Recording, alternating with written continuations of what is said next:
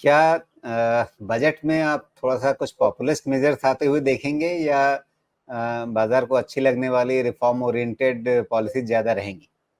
नहीं, पॉपुलिस्टिक तो देखिए होंगे। ये बहुत अच्छा आपने सवाल पूछा, जो मैं थोड़ा-सा कहीं न कहीं मिस कर गया बोलते-बोलते में, और उसके ऊपर आता ही in my next comments.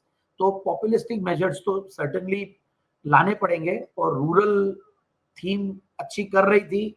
Monsoon थोड़ा डिलेड ज़रूर है, मतलब आया टाइम पे, मगर उस हिसाब से नहीं आ रहा, तो एक बार उसमें भी हो सकता है कि थोड़ा-सा मार्केट किंतु-परंतु करके, तो monsoon can also be a spoiled sport. ऐसा नहीं है, जो हम अब नेगेटिव रीजंस देखें, तो monsoon can be a negative spoil sport, मतलब स्पॉइल स्पोर्ट बन सकता है।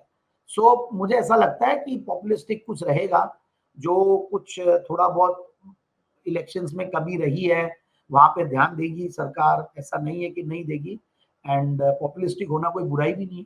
एट द सेम टाइम जी, डिमांड और ये सब बढ़ती है, इकोनॉमी में पुश आता है। जी। तो जो पहले एक थीम बन रही थी कि आप कंज्यूमर में जाइए लेकिन वो ड्यूरेबल साइड में, अब क्या वापस इस पे जाएगी कि कंजम्पशन में जाइए लेकिन वो अ, मतलब टूथपेस्ट, साबुन, एफएमसीजी प्रोडक्ट्स उनमें क्या थीम बदलेगी थोड़ी-सी?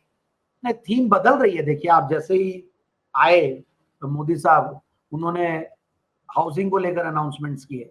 हर सेक्टर, हर मिनिस्टर अपने अपने कुछ ना कुछ वैसे मेजर्स ला रहे हैं। तो बेसिकली क्या है कि प्योर पॉपुलिस्टिक या ओवर पॉपुलिस्टिक नहीं होते हुए आप पॉपुलिस्टिक टच रखें। कोई भी स्कीम पुरानी थी, वहां पे पॉपुलिस्टिक टच हो सकता है। कई बार आप और थोड़ा नीचे की कैडर को, नीचे की क्लास को और कैटर करने की कोशिश करें। तो मुझे ऐसा ही लगता है, it will be a good judicious blend, कि जो ऑलरेडी चल रहा है वहां पे और अपन हमारे इस को एक्सटेंड करें, वैसा कुछ होगा। एंड जहां पे हम ज्यादा से ज्यादा लोगों को छू पाए, वैसा कुछ लगता है जी। तो जैसा आपने कहा कि भई मिड कैप, स्मॉल कैप तो चलते रहेंगे। तो वहाँ पर आपके हिसाब से मतलब बढ़िया मौके कहाँ हैं जहाँ पर आप अभी बजट के बाद की थोड़ी-सी अगर आप लंबी कहानी देखें तो मौके हैं बचे हुए? मुझे।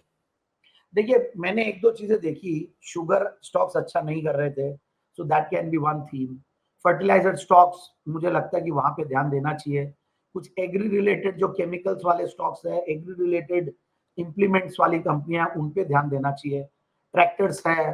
तो ये कुछ चीजें लग रही है कि यहाँ पे एक माहौल बनेगा, ऐसा मेरा मानना जी। कुछ नाम अपनी ओर से बताएँगे आप? है। देखिए, मुझे ऐसा लगता है कि एक स्टॉक मैंने काफी चर्चा की है, पहले भी किया हुआ है, तो इसलिए हमारे फैमिली अकाउंट्स में भी रह सकता है, हो भी सकता है, और प्लस क्लाइंट्स के पास भी हो सकता है, और जो हमारे टीवी फॉलोअर्स है या ओवरऑल फॉलोअर्स, उनके पास भी हो सकता है, क्योंकि इसको बहुत बार चर्चा किए हुए हैं।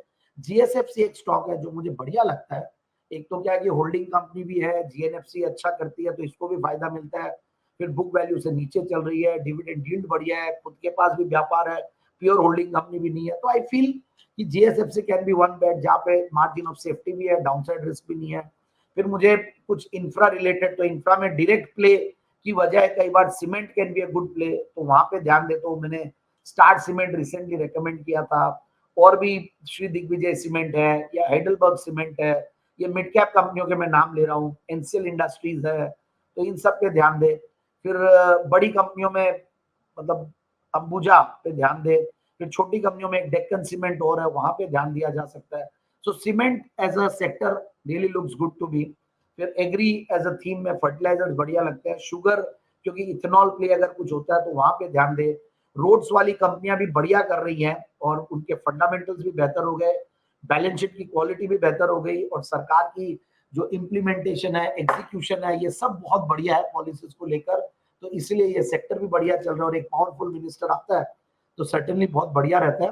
तो वैसे ही मुझे रोड्स वाली कंपनियों में, जैसे कि केएनआर कंस्ट्रक्शन भी है, या फिर आपके अशोका बिल्डकॉन है, आईटीडी सीमेंटेशन है, ये सारे स्टॉक्स बढ़िया लगते हैं। And the list is long. Ji.